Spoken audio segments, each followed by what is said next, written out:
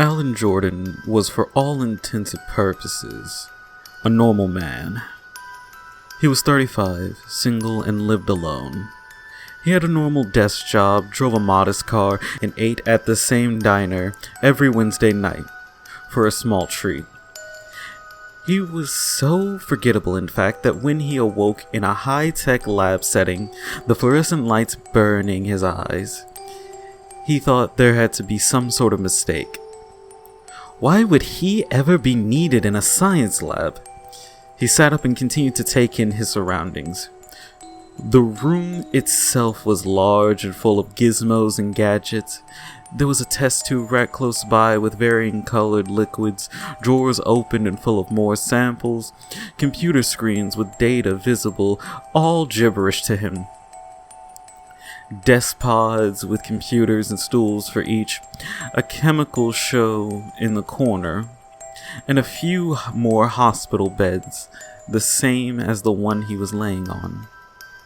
He was wearing nothing but a gown and had a splitting headache. "Hello?" Alan yelled out to no one in particular. "Hello? I think there's been some sort of mistake. Can someone please tell me where I am?" As if on cue, a man and woman entered the room through a large circular metal door at the far end. Both of them were wearing full hazmat gear, complete with yellow gloves and a clear face shield. "Hello, Mr. Jordan. Glad you're up so quickly. Try not to move around too much. You might feel lightheaded." "Who are you? And where am I?"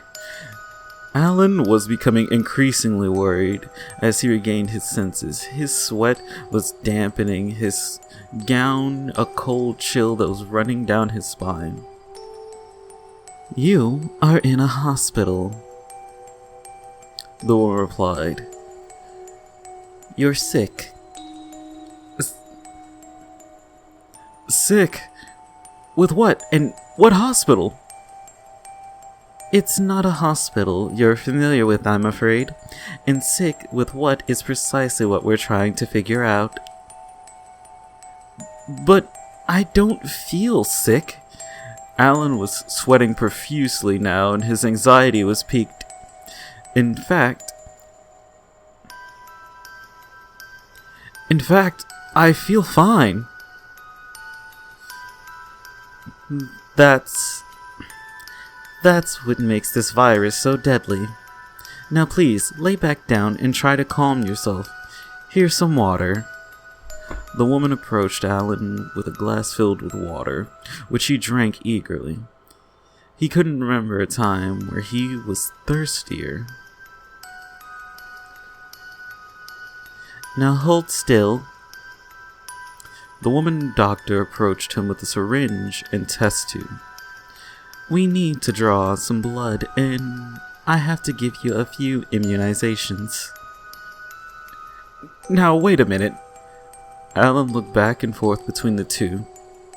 What virus, and what's with the hazmat suits? I need some answers here." "The hazmat suits are to protect us, Mr. Jordan. Contracting this disease has so far proved to be 100% fatal. You're lucky there's doctors even willing to look at you and attempt to help with your condition." The female doctor injected Alan's arm and then began to draw blood from his other. "Now, what's the last thing you remember?" Alan thought as hard as he could.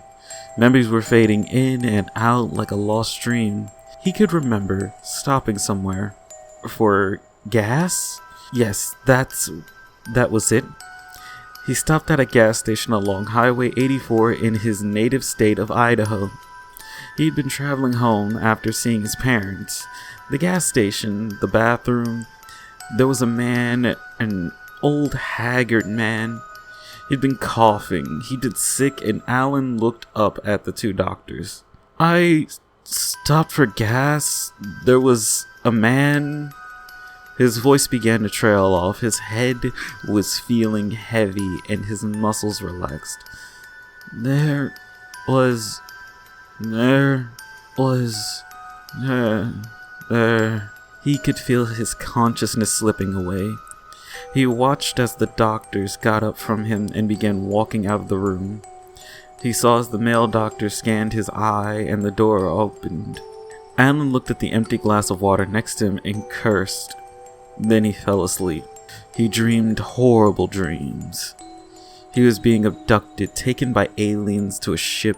His limbs were stretched and broken. His blood was being siphoned until he couldn't stand on his own. He felt trapped like a lab rat. The aliens were wearing hazmat suits like his doctors. He tried to scream, but nothing came out. Finally, the doctors approached him menacingly. They burned his hands until they were just brown, crispy stubs. Then they cut out his tongue and popped out his eyes. Alan awoke back in the lab room. His voice gurgled as he realized he was intubated. A long red tube stuck out from his mouth. EKG monitors stemmed from his bare chest. A pulse oximeter was attached to his index finger. Alan noticed a tray off of his right with tweezers, scalpels, syringes, and other medical equipment. He could see a scan of his body on one of the computer screens. And terrifyingly, he could see his own skin calloused over with green, disgusting scales at the injection site. Damn it, Stephanie, I told you to keep him anesthetized. He's reacting poorly to it. I don't know why he won't stay under. She frantically checked his scan on the screen. The male doctor ran over with a syringe and nearly injected Alan, but before he could, Alan thrust his hand up as fast as he could, the stolen scalpel finding its mark and plunging into the doctor's neck. He saw his eyes go wide with terror inside the clear face shield and then watched him pull the scalpel out. Blood cascaded from his wound as he fell to the floor. Alan pulled at the tube in his throat and retched it as it slid out, and then retched as it slid out. What have you done? The female doctor looked at Alan in horror. He jumped up defensively and looked towards the large metal door. Alan wasn't one to be experimented on, and he was getting out of this lab one way or another. He went down to his knees and pulled off the male doctor's helmet, grabbing the scalpel from the floor. He carved out the man's right eye. The female doctor made a pass at him with another syringe, but Alan grabbed hold of the medical cart and slammed it into her. Hard. The doctor toppled over onto the ground. Stop! You can't do this. You're sick. If you break quarantine, we're all doomed. Fuck you. Alan shouted back behind him as he went to the scanner next to the door. He held up the eye and watched as it shot open. He was in a large windowless hallway. Checking his left and right, both directions appeared the same. Large, windowless hallways curving left and right. He went left and took off, tearing down the futuristic-looking halls. Before long, he saw another circular door. This one had warning signs written in red lettering all over it. Alan assumed it was the exit. The warning signs there to prevent any accidental breach of quarantine. That was something he couldn't care less about in this moment. His green skin, itchy and grotesque. He planned to leave this place and never look back. He held up the doctor's eyes once more, and the door opened to a holding room. Again he held the eye to the scanner and a second door shot open. Alan tried to scream, but no sound came out. The airlock had opened, and he was shot into outer space. His mistake barely registered to him before his body fully froze.